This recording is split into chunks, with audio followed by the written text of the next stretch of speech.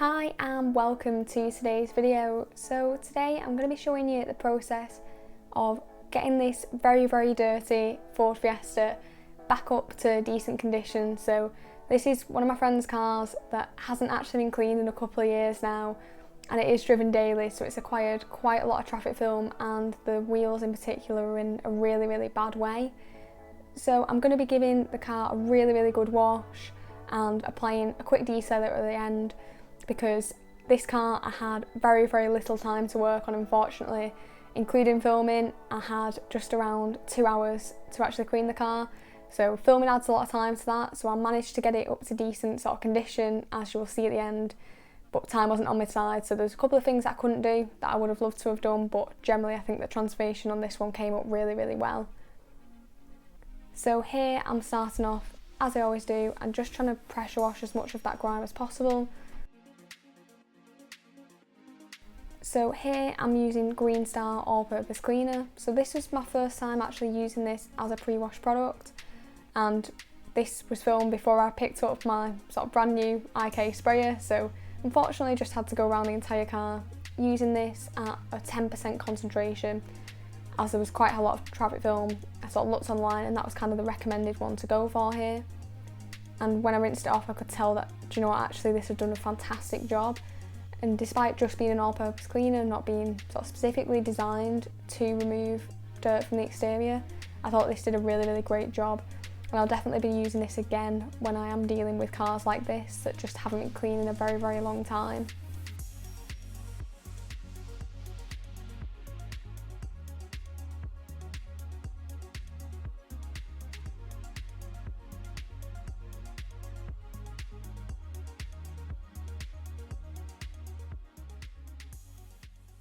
So next I'm moving on to the wheels, and I'm starting here with Autobead alloy cleaner. So you can dilute this one, but for these kind of wheels didn't think that this would be a good idea, so I used it at full concentrations and sprayed it onto the wheels just to allow it to dwell whilst I've moved on to the tyres.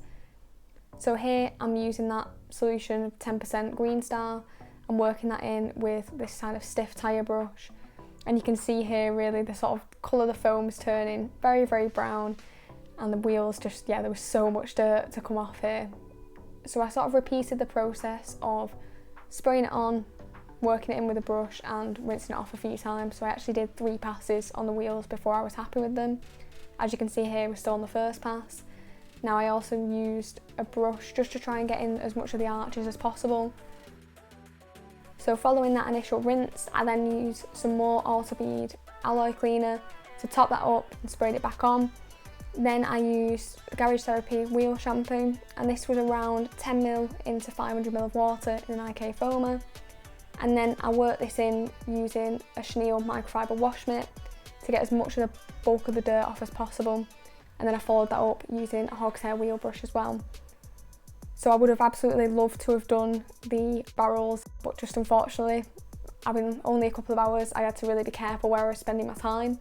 So I had to focus on the things really that I thought the owner would be most bothered about, but I think there was a really good transformation despite not dealing with that area. So there's still some very stubborn brake dust on the alloys themselves, as obviously they haven't been cleaned in a very long time.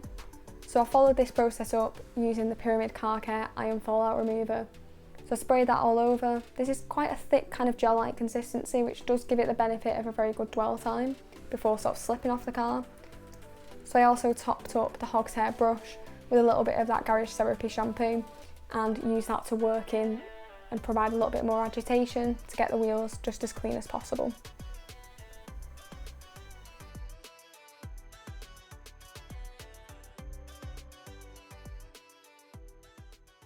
Following this, I then moved back onto the paintwork.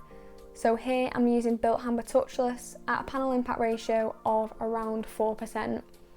So I found that this is sort of the top concentration, generally tend to go with this. Get a decent level of foam here. Again, it is quite a thin snow foam. This is sort of typical of the Built Hamber ones. So you don't get a massive dwell time, but you do get really good cleaning ability.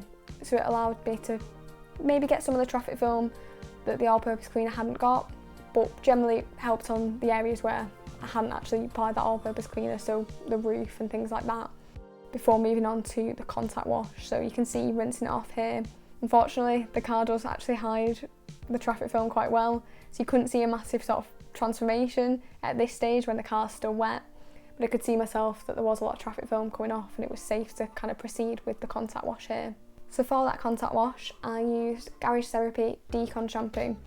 So for those of you who have been around for really any amount of time will probably know that when I'm dealing with cars that are either very dirty or ideally need a decontamination but I just don't have the time, then this is sort of the perfect option to go for, and it's one that I always grab. I use around 30ml of this in my bucket, and I find that this produces really good lubrication, which for cars like this, when you pre-washed might not have got quite as much dirt off as you would have liked, having that extra lubrication during the contact wash is really important. But what it does is help the paintwork generally feel a bit smoother and kind of compensate for not doing a full decon. I think that this generally does tend to sort of restore the paintwork and get it really as clean as possible you can at this stage. So I also used a brush on some of the areas around the badges and around the trim. So these are areas where there was a lot of ingrained kind of dirt here. So I topped that up with the all-purpose cleaner. I think it's really important on cars like this that particularly haven't been cleaned for so long, as a lot of dirt's going to be in here, and I didn't really feel comfortable rinsing the car off until I'd gone round all of these areas and made sure the paintwork was sort of squeaky clean.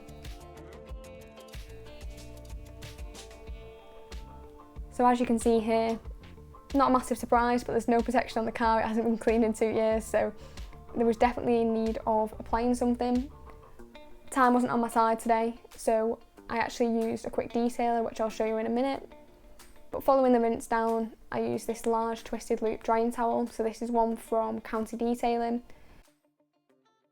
So here is a quick detailer I'm using. So this is GB Detailing's Glow, and this is a ceramic infused quick detailer.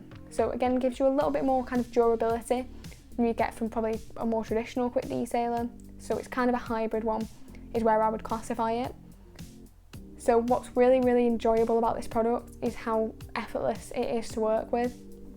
So it says to apply it and then flip your towel after 5 minutes and then you buff it off. But I find with this one that actually you can work it in and you don't really need to go around and buff off any residue afterwards, because it generally tends to flash off quite quickly. But with that, it does give some really good performance as well. So it applies like a traditional quick detailer but has the performance of more of a hybrid one, which I really enjoy.